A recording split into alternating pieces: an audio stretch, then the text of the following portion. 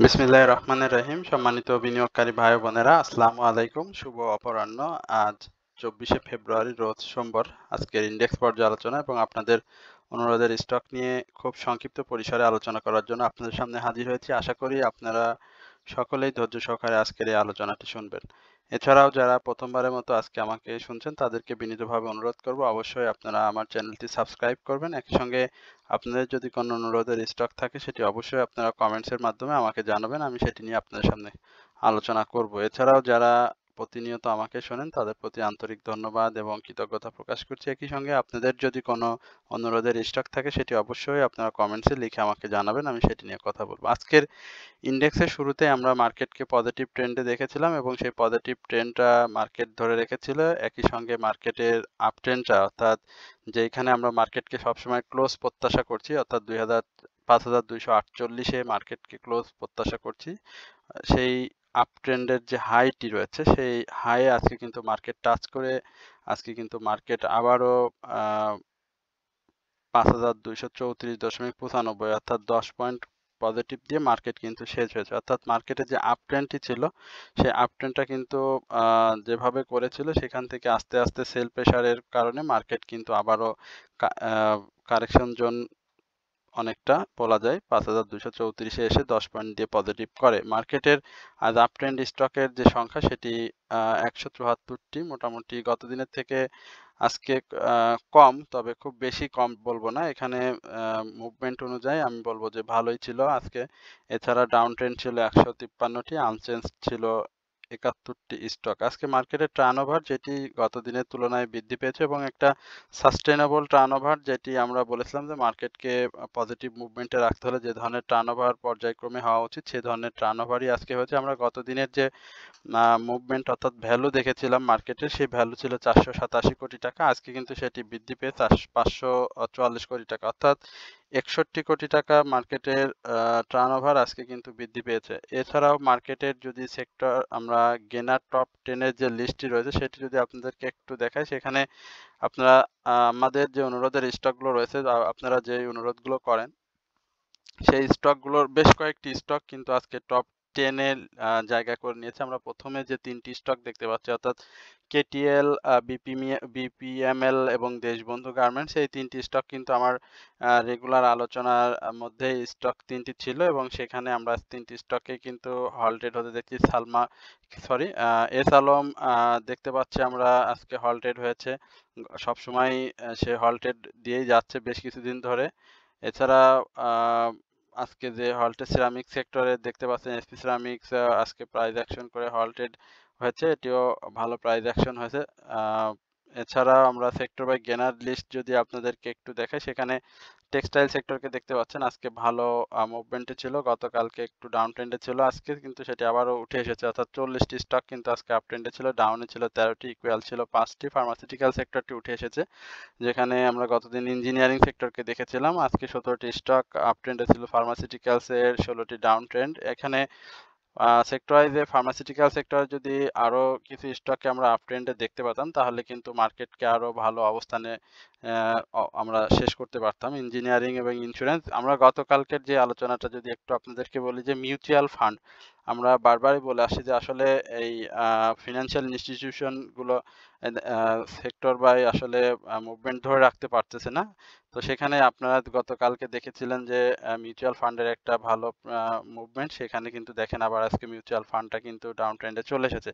এছাড়াও ব্যাংক সেক্টরটিকেও দেখতে পাচ্ছেন আজকে আরো বেশি আপ ট্রেন্ডে, মাত্র ৬টি স্টক, ডাউন ট্রেন্ডে ১৩টি এবং আনচেঞ্জ অবস্থায় ছিল ১৭টি। এই হচ্ছে মূলত আমাদের সেক্টর ওয়াইজ মুভমেন্ট নিয়ে একটু এবং চার্ট নিয়ে আপনাদের সাথে আলোচনা। এরপরে আজকের ইন্ডেক্সের যে চার্টটি রয়েছে সেটি নিয়ে আপনাদের সাথে সংক্ষিপ্ত পরিসরে আলোচনা করে আমি সরাসরি আপনাদের যে অনুরোধের স্টকগুলো রয়েছে সেখানে চলে যাব। আজকে স্টকের অ্যানালাইসিস, চার্টের অ্যানালাইসিসের ক্ষেত্রে আপনারা দেখতে পারছেন এখানে আমরা যে গ্রেভিস্টোন ডোজি যে ক্যান্ডেলটি দেখতে পাচ্ছি, ক্যান্ডেলের উপরে শ্যাডোটা আজকে একটু বড় হয়েছে। এখানে একটু বড় হওয়ার কারণে অবস্থানগত দিক দিয়ে একটু খারাপ থাকলেও আমরা এই ক্যান্ডেলটিকে একেবারে মানে অনিশ্চয়তা, অর্থাৎ আগামী দিনের যে পজিটিভ বা নেগেটিভ যে কনফিডেন্টলি যেটি বলা যায় সেটি হওয়ার সম্ভাবনা থাকবে না। অর্থাৎ মার্কেটে রং ক্ষণে, ক্ষণে বদলাবে। অর্থাৎ কখনো গ্রিন থাকবে, কখনো সবুজ হবে।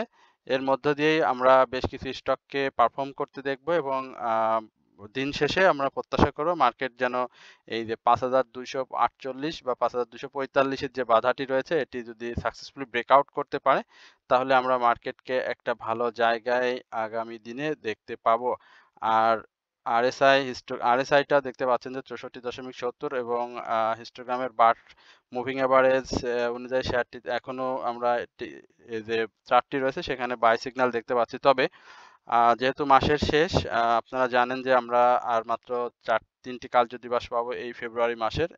তো এই ৩ কার্যদিবসের মধ্যে আমরা ২-১টি হয়তো ছোট কারেকশন পাবো। তবে সেক্ষেত্রে অনেক আ অনেক ভালো, ভালো কিছু স্টক থাকবে যে ছোট, ছোট যে স্টকগুলো থাকবে এবং লো প্রাইসে যে স্টকগুলো থাকবে সেই স্টকগুলো কিন্তু এই আ ২-১টি কারেকশন ছোট কারেকশনের মাধ্যমেও মধ্যে দিয়েও কিন্তু মার্কেটে তারা পারফর্ম করবে। সুতরাং এই আ বাজার পরিস্থিতি অনুযায়ী আমি আপনাদের সবাইকে বলব যে আপনারা ছোট, ছোট এবং লো প্রাইসে অধিকাংশ স্টকে এখন লো প্রাইসে আছে। এই স্টকগুলোতে আপনারা একটু বিশেষভাবে লক্ষ্য বা নজর রাখবেন।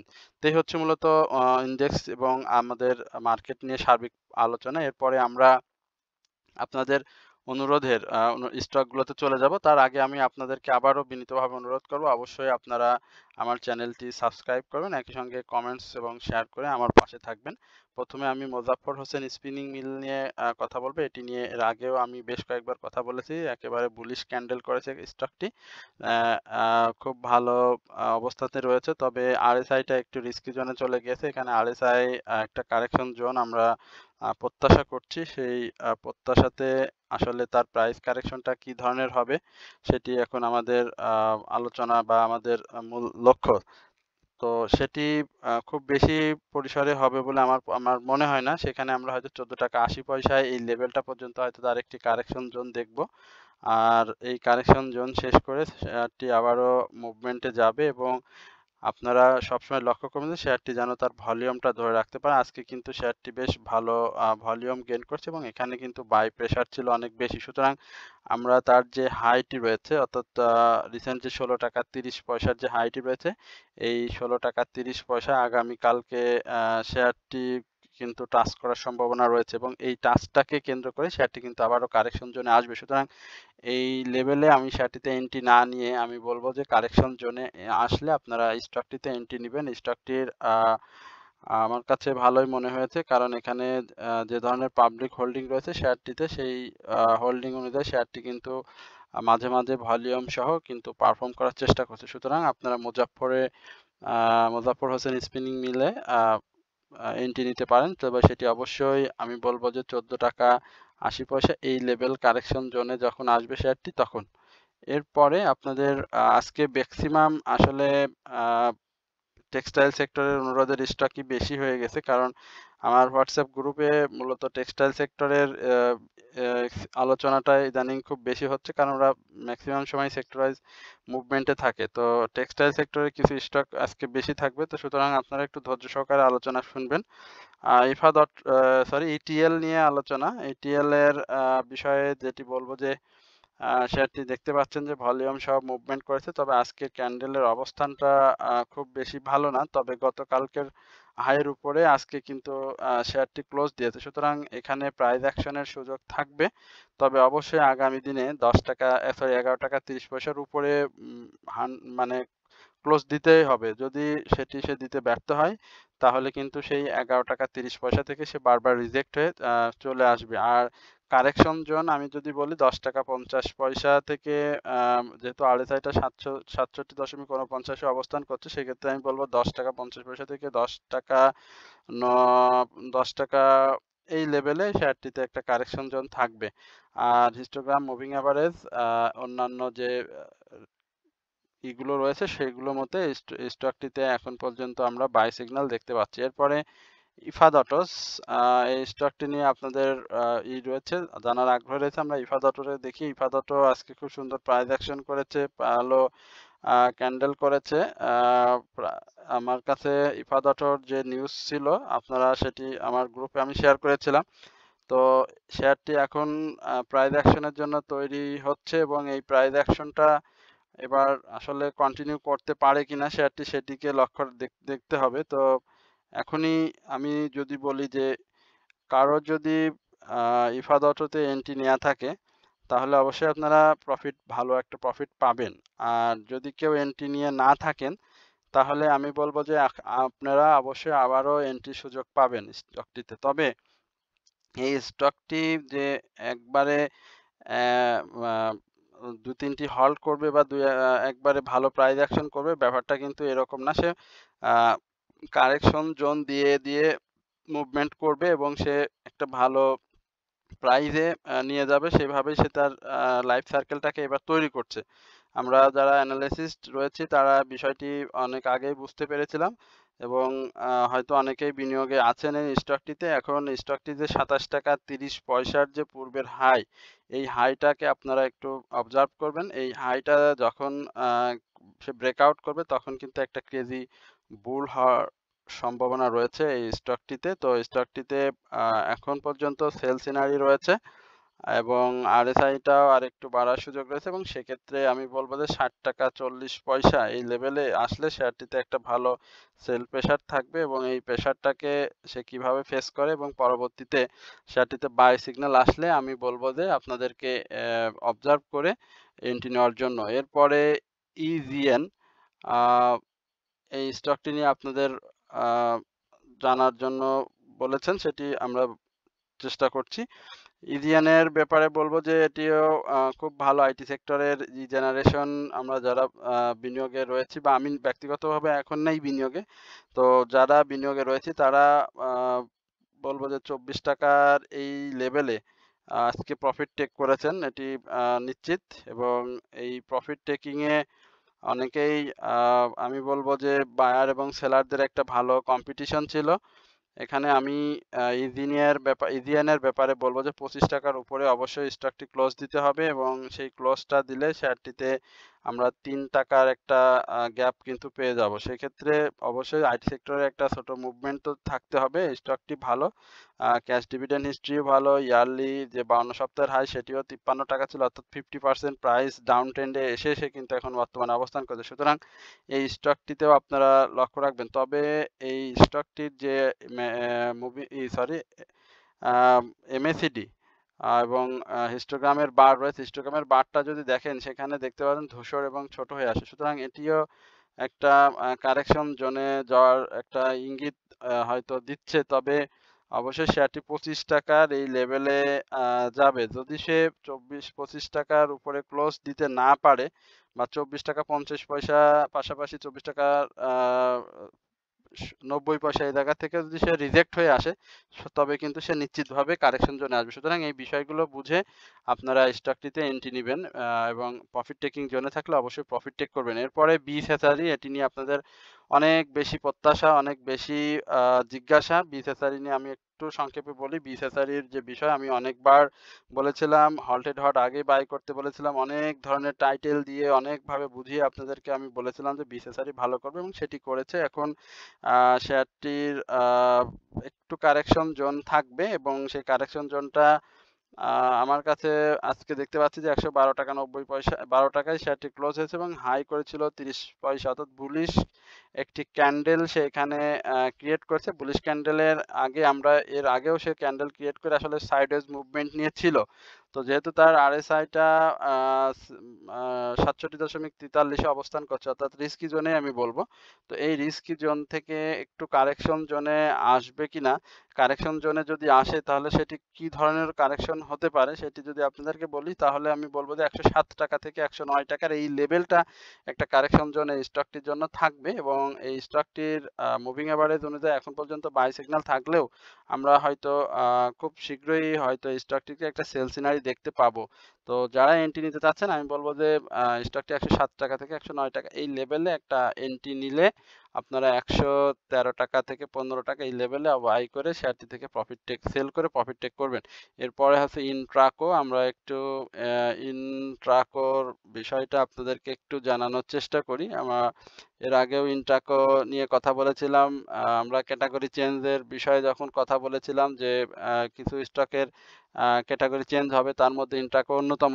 তো ইন্ট্রাকোর বিষয়ে যদি বলি, এখানে খুব সুন্দর একটি অবস্থা দেখতে পাচ্ছি ইন্ট্রাকোর। তবে গত দিনের হাইয়ের উপরে শেয়ারটি ক্লোজ দিতে পারেনি। তবে ইন্ট্রাকো চেষ্টা করছে সে কিন্তু ভলিউমটাকে ধরে রাখার জন্য, এবং ইঞ্জিনিয়ারিং সেক্টরের যে মুভমেন্ট, সেই মুভমেন্টের সঙ্গে স্টকটি ছোট ছোট প্রাইস অ্যাকশন চেষ্টা করছে। আমরা গত দিনে স্টকটির 21 টাকা 30 পয়সা হাই হতে দেখেছিলাম, আজকে কিন্তু 21 টাকায় ক্লোজ হয়েছে। তবে আগামী দিনে স্টকটি যদি তার প্রাইসটাকে আপ ট্রেন্ডে নিয়ে যেতে না পারে, তাহলে কিন্তু স্টকটি আবারও কারেকশন জোনে আসবে, এবং সেই কারেকশন জোনটা 20 টাকা 40 পয়সা থেকে 19 টাকা 30 পয়সা এই লেভেলে থাকবে। আর যদি মুভমেন্ট ভলিউম সহ পেয়ে যায়, তাহলে ভলিউমটা যদি পেয়ে যায়, এই যে ধরনের ভলিউমটা গেইন করছে, এই ভলিউমটা যদি আরেকটু আপ ট্রেন্ডে করতে পারে, তাহলে কিন্তু আবারও এই ছোট আরেকটি গ্যাপ, অর্থাৎ 1 টাকা থেকে 1 টাকা 20 পয়সার আরেকটি গ্যাপ এই ইন্ট্রাকো সিএনজিতে আসার সম্ভাবনা রয়েছে। সুতরাং যাদের কাছে রয়েছে, যেহেতু এটি জেড ক্যাটাগরির স্টক, সুতরাং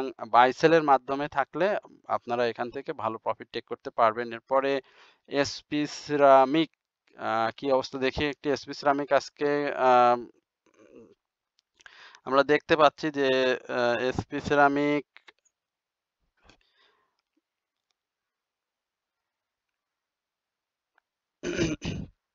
আরএসআই তো অনেক বেশি হাই হয়ে গিয়েছে এসপি সিরামিকের।